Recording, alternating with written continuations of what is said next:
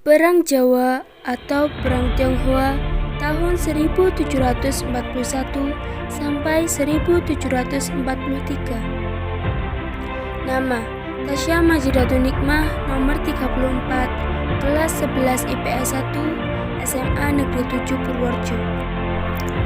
Perang Jawa yang juga dinamakan Perang Tionghoa dari tahun 1741 sampai 1743 adalah konflik bersenjata selang gabungan tentara Tionghoa dengan Jawa melawan pemerintah kolonial Belanda yang meletus di Jawa Tengah dan Jawa Timur. Belanda sukses memenangkan perang ini yang mengakibatkan jatuhnya Kesultanan Mataram dan secara tidak langsung mengarah ke pendirian Kasunanan Surakarta dan Kesultanan Yogyakarta.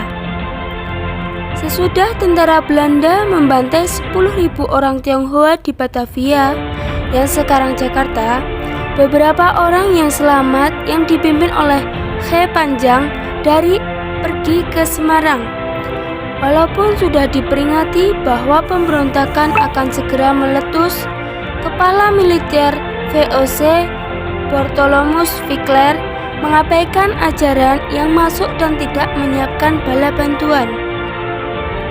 Akibatnya, Sunan Mataram Pakubuwono II menentukan untuk mendukung orang Tionghoa sementara berpura-pura membantu orang Belanda.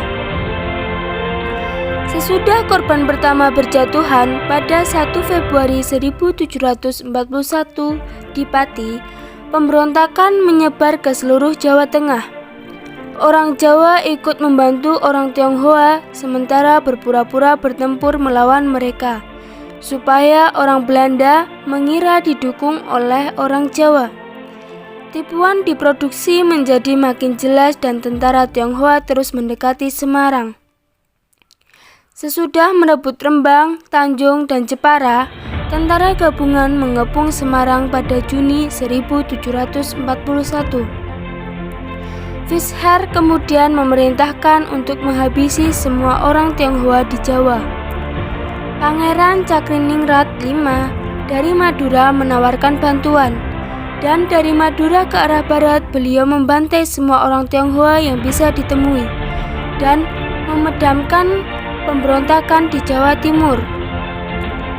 Pada belakang tahun 1741, pengepungan Semarang sukses dipatahkan sesudah tentara Pakubuwono II melarikan diri karena tentara Belanda ada senjata api yang semakin kuat. Kampanye militer Belanda selama tahun 1742 memaksa Pakubuwono II untuk menyerah. Namun, beberapa pangeran Jawa berhasrat meneruskan perang, sehingga pada 6 April Pakubuwono II tidak diakui oleh para pemberontak dan keponakannya Raden Mas Garendi dipilih sebagai penggantinya. Begitu Belanda sukses merebut kembali semua kota di pantai utara Jawa, para pemberontak menyerang ibu kota Pakubuwono II di Kartosuro, sehingga beliau terpaksa melarikan diri bersama keluarganya. Cakraningrat V merebut kembali kota tersebut pada Desember 1742, dan pada awal 1743 pemberontak Tionghoa terakhir sudah menyerah.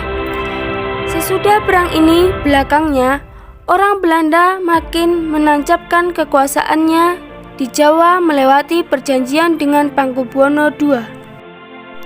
Dan dalam isi perjanjian tersebut, Pakubuwono II harus memindahkan keratonnya ke sekitar Solo. Pakubuwono II diwajibkan menyerahkan 2 pemimpin pemberontakan Jawa. Perjanjian tersebut juga mengatur bahwa Pakubuwono II harus menyerahkan pantai utara Jawa, Madura, dan Jawa bagian timur kepada Belanda. Selain itu, Pakubuwono II diwajibkan untuk membayar 8.600 ton metrik beras sebagai upeti setiap tahun. Dan Belanda melarang orang-orang Jawa berlayar ke luar Jawa, Madura, dan Bali.